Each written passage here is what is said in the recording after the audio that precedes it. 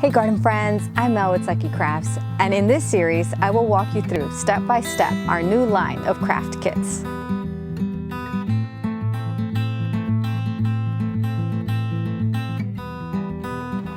Hey garden friends, it's Mel, and I've got a hanging basket today. Look at that, that is so cute. So I'll show you the hanging part of it. Kind of unravels and it's a chain with a hook, and we have these at suckycrafts.com. So cute, but I'm gonna just tie it up together so I can plant in it. And this is supposed to be a bird feeder planter, so it comes with a little liner and you can put your bird food there and it becomes a bird feeder. But I'm going to take this liner out. So I have a cluster of Aeonium Blushing Beauty, and this is a beautiful cluster here of 1, 2, 3, 4, 5, 6, 7, 8, 9, 10 stems. And you can see that the mother plant was in the middle there, but they're monocarpic, which means that, let me get this out of the way, that once the Aeonium blooms, it dies. But as you can see, it makes a ton of pups before it actually does bloom and die. So it leaves a lot of offsprings for the future. So if you do have an Aeonium and you didn't know that they were monocarpic, not to worry, they tend to offset plenty of pups for you to enjoy over and over again. But when it bloomed and it died, I just kind of snipped it off, and this is what it is now. So cute, I love it. And right now it's the end of summer, so they go dormant or kind of half dormant throughout the summer, and then they start to wake up late fall, and all through winter they start to open up.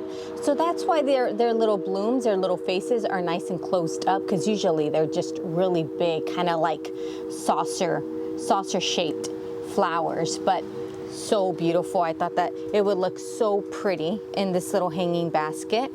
And of course, I can't get enough of Calathea Aurora Borealis. This is like my go-to plant. I love it because it's full of color.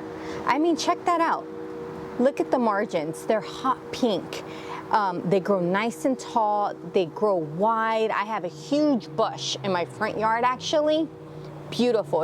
It does benefit well from a nice pruning, and I tend to do that in the fall, where I prune it hard, like almost all the way to the ground, and those stems, they grow new wood and just create another, beautiful leaves all over again. But you don't have to prune it, but if you don't prune it, it gets really wild.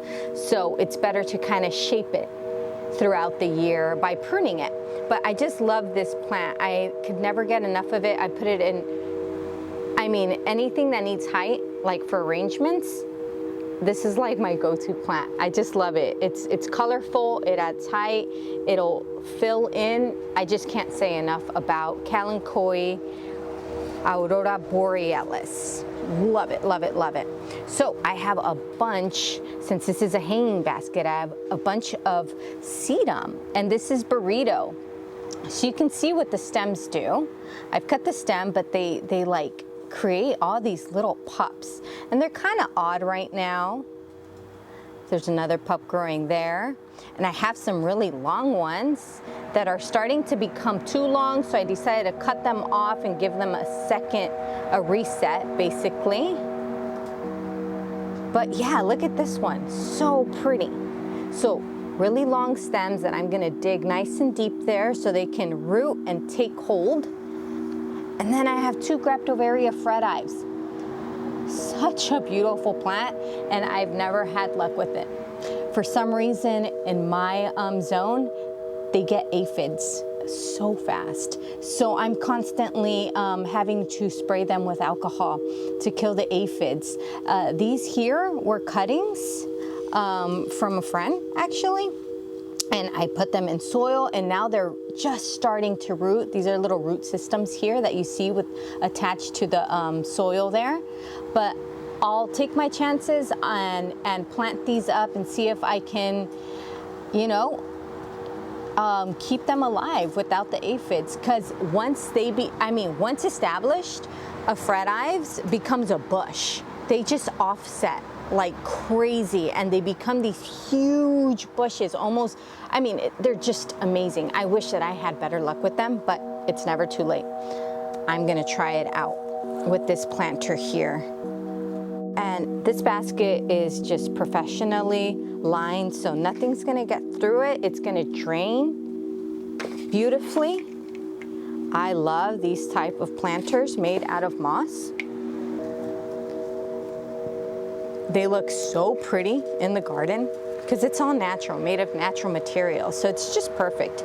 So I'm gonna start with my bigger bush here, and I'm gonna kind of put it towards the rim, just like so. This is gonna take up a lot of space once it really starts to grow.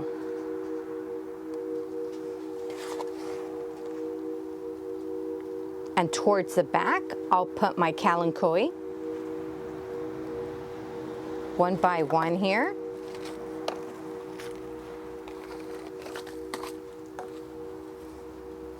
So one right near the Aeonium,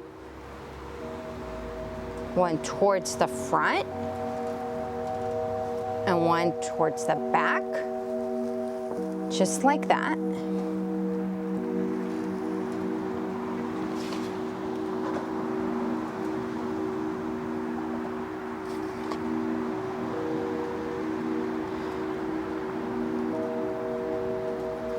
I'll be tucking in the fret ives right towards the front.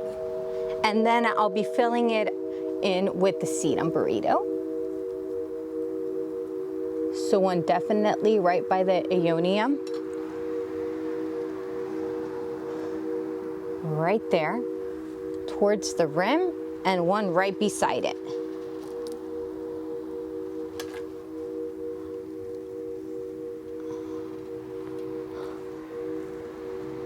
So, very simple. But I'm gonna kind of spruce it up, spice it up with the sedum. So I'm going to kind of just pick and choose the little areas here to fill it up with the sedum. And this will eventually grow nice and long and fill in. But let's see, I have these really long stems and I'm gonna take some leaves off.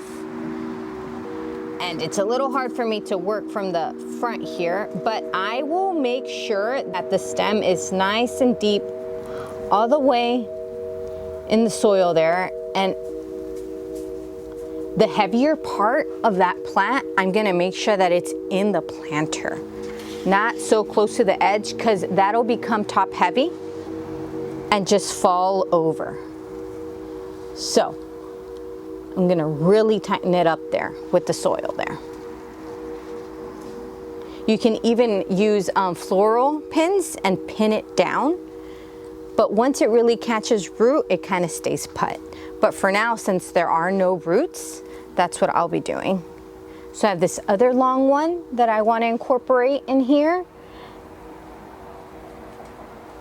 Okay, just like that. And it's kind of curling in like that because it was in a hanging basket that's kind of like touching the ground now. So the stems are starting to curl up towards the light. So that's why I decided to save those really long ones from that basket and put them in a different one right here. So they'll start to just straighten out.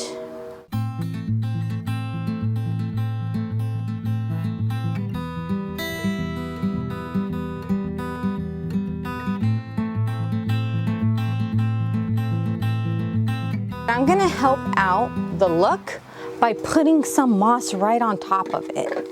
So instead of using rocks for the top dress, I'm gonna use moss. And this moss has been fully saturated with water, so it's nice and wet. You don't have to wet it before doing it as top dress. I just happened to have it already at hand and it was already wet. So I'll just be covering. So let me turn this around just so you can see what I'm doing.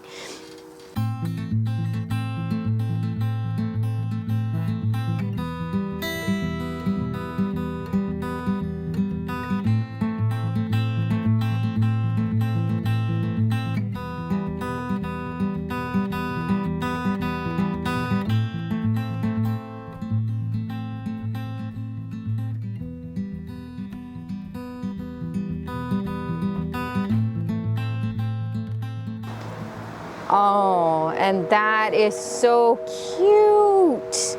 And that terracotta pot, it worked perfectly to keep this nice and even. But check it out. That is so pretty. Look at that. Very simple, and once it really grows out and that burrito starts to really hang over, it's gonna be a focal point for sure in my garden, hanging from my coral tree. I hope that you enjoyed this video, enjoyed this simple planting, and hopefully